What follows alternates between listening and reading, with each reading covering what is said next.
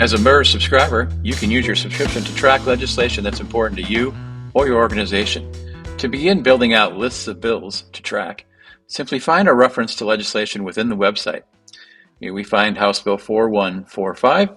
There are two links here. One is the paw print, which will bring up a dialog box. The other is the bill link, will bring up the bill page that we have within MIRS for that bill. We're going to start with the dialog box for purposes of this demonstration. You can see I've already got four groups of bills, or what we call tracks, already established. I'm going to create a new one here. This is a red flag legislation, so I'm going to call it red flag legislation. We're going to hit save.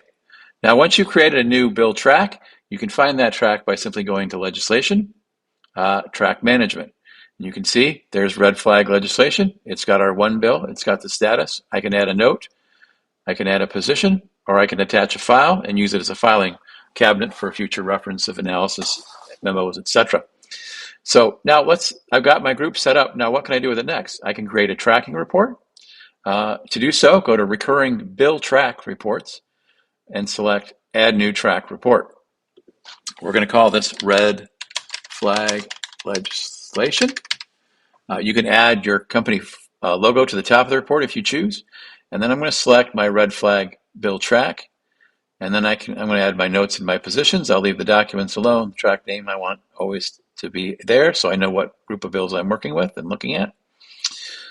Next, I want it weekly, so we're going to pick weekly. I'm going to select Thursday. We're going to assume they're going to be done most Thursdays by 4 p.m. This next line is the filter for the report.